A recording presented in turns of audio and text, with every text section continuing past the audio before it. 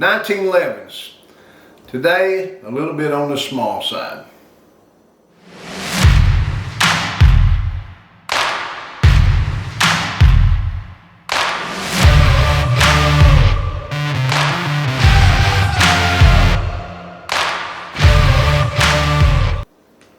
Welcome to the Hideout, and today we're going to be talking about a small pistol. I'm going to make sure my phone's off. Don't want to be interrupted. We're going to be talking about a small pistol, but before we get started, please click subscribe, click the little like button, click the ringy dingy, get your notification. I'd really appreciate it if you guys would go out and check out sgt1911.com. You guys know for a fact nobody's buying this stuff from me. Basically, I'm showing you things that I borrow, that I own, that I've collected over the years, and I've never fired them. I'm just sharing them with you, and it gives me something to do to have a little bit of fun and share my enjoyment with you. But if I would like to have a little bit of new something every once in a while, I really would. So if you would, go out and buy a freaking bar soap and help me with some change, okay? All right, look, part of the money goes over to St. Jude's to help the kids. All right, today we're going to talk about a small Colt 1911. And when I say small, I only mean in size of the handgun, not size of the bullet. This is a 45 ACP Colt Night Defender, Series 90. Aluminum frame. It's just more like an officer size. Got a little bitty 3-inch barrel on it. It's a nice handgun. It's squared here and not rounded like I have. But it's small enough, round would not give you a comfortable grip at all. If this thing was round and cut in here, it would probably be not very well controllable when you got to tapping them off very fast, and out at the range with a 230 gram bullet. You can take a look at it. It's aluminum. It's pretty color. I've never fired it. It's a pretty color. Got kind of a satin stainless aluminum bottom on it. And then it's black up here at the top. So, I mean, it's got two tones on it. It's got what I'm calling, I don't know if it's wood or G10. They're kind of a gray colored pistol grip. They're Colt pistol grips.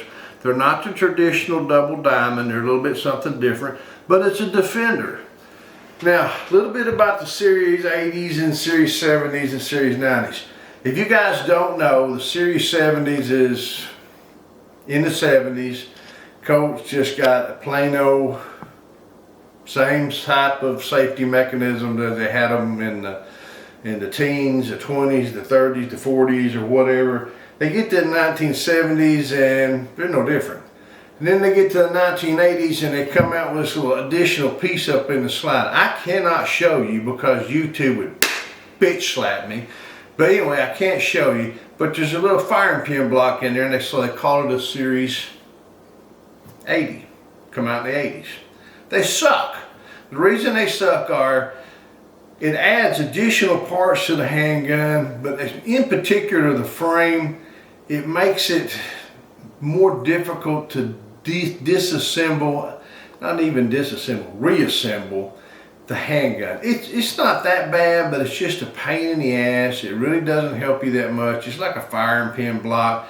The attorneys got involved and Colt says, well, we'll put them in there. But now, hell, they really don't put them in there anymore. A lot of them, they don't. Most manufacturers don't because they're ridiculous. Then we get in the 90s and we come out and we have a Series 90. The Series 90, in my understanding, is it's nothing different than the Series 80. It's just marketing lingo. Now, some people call you, they have a Series 40, they have a Series 50. All that shit means is that the pistol was made in the 40s or made in the 50s. The safety mechanisms and all mechanical stuff are identical. No big deal. So, we want to hear no yak, yak, yak about it. That's what it is. It's not anything.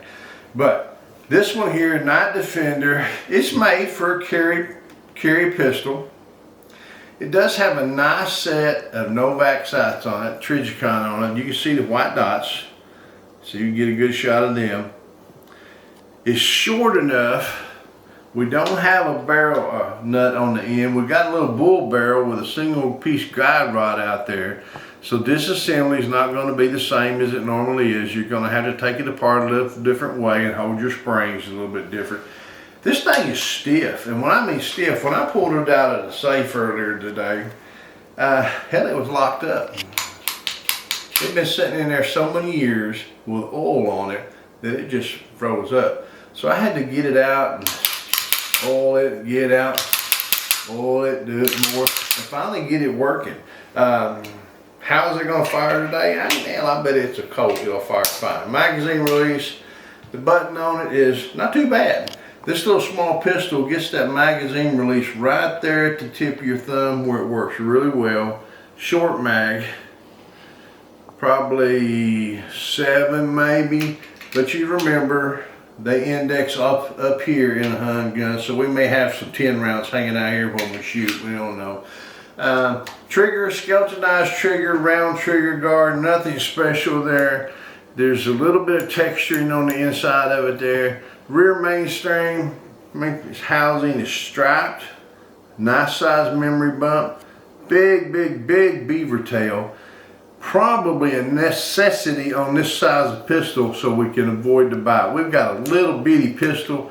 We need a big beaver tail to get that hammer back and not bite the crap out of us there. No checkering on the front, no rail, serrations on the back, no serrations on the front. You know, it's a good. Now, you know, a lot of guys are not going to want to carry a pistol like this just simply because it doesn't have the large capacity. Well, it doesn't. But it makes a large noise and it makes a big hole. You know, you can have a 115 grain 9mm or you can have a 230 grain 45 ACP. The 9mm being twice smaller. The 45 is twice as big. So in my mind, when this thing goes off, it's short, it's loud, it makes big holes. If I've got 10 rounds of this, that's like having the equivalent of what? 20 rounds of 9mm. If you do the math, 230 grain versus 115 grain. But we're not going to get in that discussion. I'm just trying to have fun with you guys today. The hammer on it is kind of neat. It's a really rugged hammer, really textured, strong. Got a lot of deep, strong serrations on it, and then polished on the side to give it a really nice look. I think we may have some malfunctions out of it. I don't think so. You can see it just really tight. It just got some crappy oil in it. It's been sitting in there. I'm thinking this thing's been sitting in there for 10, 12 years or so. Old gun, new video, new opinion. And these things can probably be found in pawn shops and stuff relatively cheap. Broke in, but I've not heard a lot about them. Now I've got a couple of Defenders. I've got a Defender that's in a 45 ACP, and I got a Defender that's in a 9mm. But this is the Night Defender in 45 ACP bull barrel.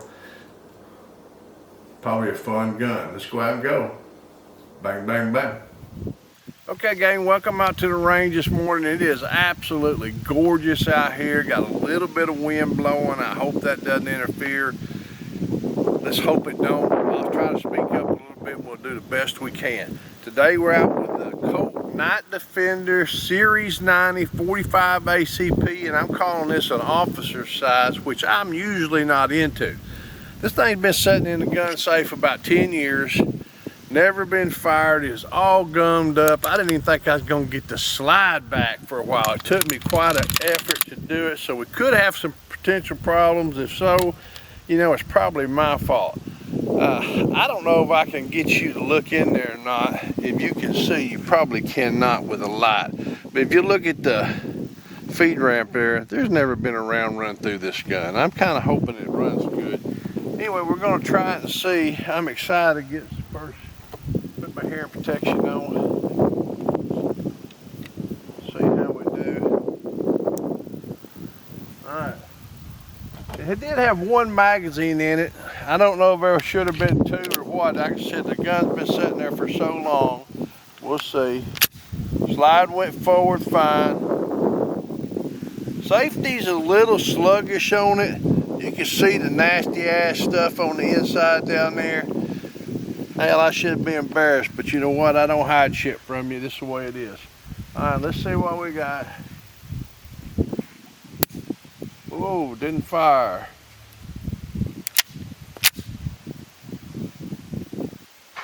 Didn't fire. Didn't fire. You know what I bet's going on? I bet you that damn fire pin is so gummed up in there, we're not getting anything. Nothing. Nothing. There's no sense in going any further. Give me a few minutes. We'll disassemble it, see if we can get the firing pin loosened up. Can't do it on YouTube, or I'd let you help me with it and show you how it's done. We'll be back in a minute. Okay, we came back in the hideout. We took a few minutes, tore the pistol down, field stripped it, took a little bit of that free bread oil they give us. Didn't do a real good job on anything. It was really gummed up, like I said. Firing pin was basically froze up. You know, like I said before, guys, on the channel here, you get the real shit. You don't get some freaking halfway put together crap, that cue cards and everything else. This is real shit that happens to real people with real guns on a real freaking gun range. That's what happened today, and we fixed it today. Took the firing pin out, a little bit stuck in there. It's a Series 80, got the Series 80 parts in here. Those some bitches was froze up. We took them out, cleaned them up, wiped them off, put a drop of oil in them, put them back on. Now, one good way, couple ways, you can take and punch or something, and you can just take it and push on your firing pin and make sure you see that it's going in and out. But one old way, an old school way to do it, is take your regular number 2 pencil, make sure the weapon's safe, pull the hammer back, stick your number 2 pencil down there, and see if you can shoot it across the room like playing cops and robbers when you were a kid. Bang! So the firing pin does work. We know it's unfroze. We should be able to go outside right now and have all confidence that guess what's going to happen. It's going to go bang, bang, bang. Okay, we just wrapped up inside in the kitchen in there. Not in Mrs. Sarge 1911 kitchen. That shit would never happen. Anyway, we wrapped up in the kitchen. You see me shoot the frickin' pencil up across the room. We're going to try it. I suspect now, especially with my little pencil test, we're not going to have any freaking problems at all. This little handgun should run pretty damn good and run like a charm. I don't know that yet, but you know, we know it's going to hit the firing pin. So there could be other malfunctions, but you know, when I put it back together, I did oil it in a few places, so I expect it to run fine. Let's see if we can get it run.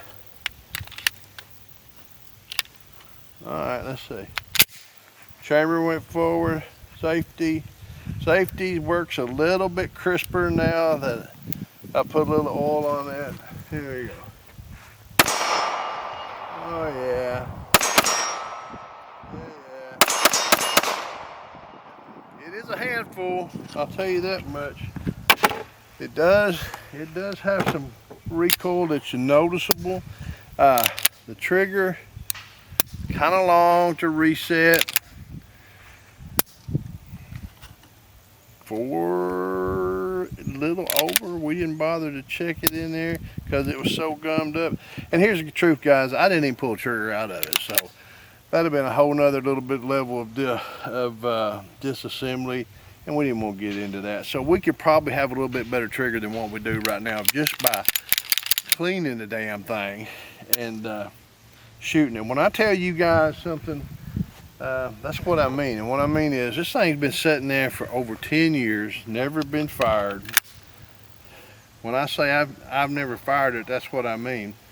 And I don't want you guys to ever leave my channel thinking it was some smoke and mirror bullshit, because it's not.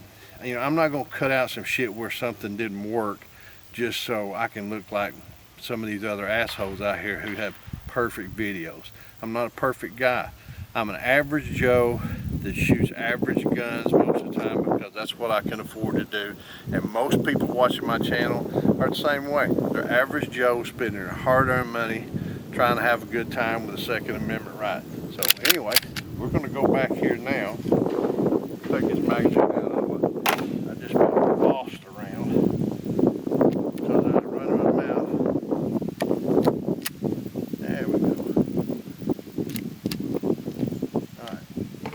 Put that back in the magazine. I don't want to waste it. These magazines are going to hang out the bottom just a little bit. They didn't come with a gun, but remember how the 1911 magazine indexes up here off that notch. So we'll get a few extra rounds. Let's see.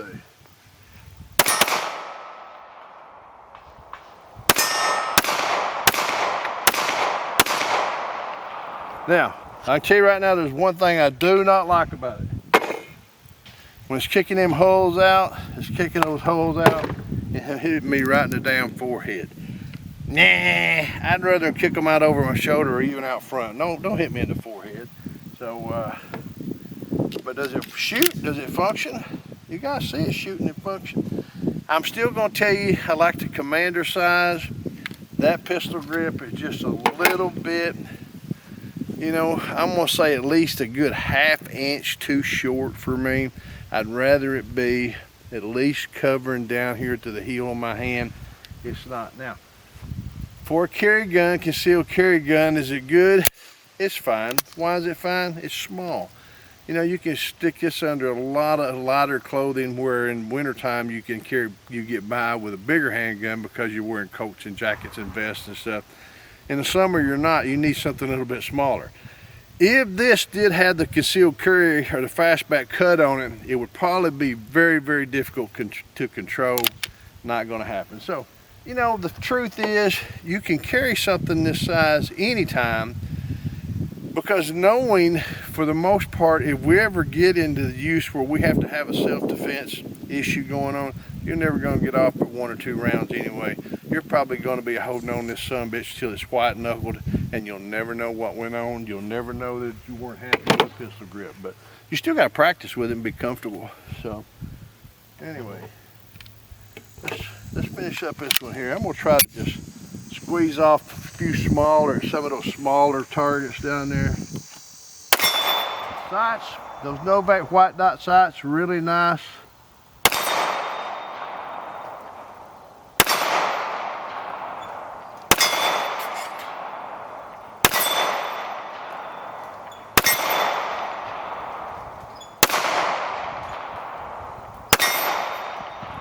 That's it. So, sights are nice. It's a little smaller than I like. We had a little issue. It was easily resolved. I wish I could show you how it was resolved. YouTube dings me. I can't take the bolt out of a rifle, fellas. I can't put a suppressor on a rifle. I can't take one. The only thing I can do is put a magazine in the handgun or take one out. That's it. Beyond that, YouTube says no. So, you know, it is what it is. I don't have my own shit, but, you know, guys, I enjoy shooting with you. I hope you enjoy shooting with me. Until we get to shoot it together again, shoot safe and shoot straight. Huh.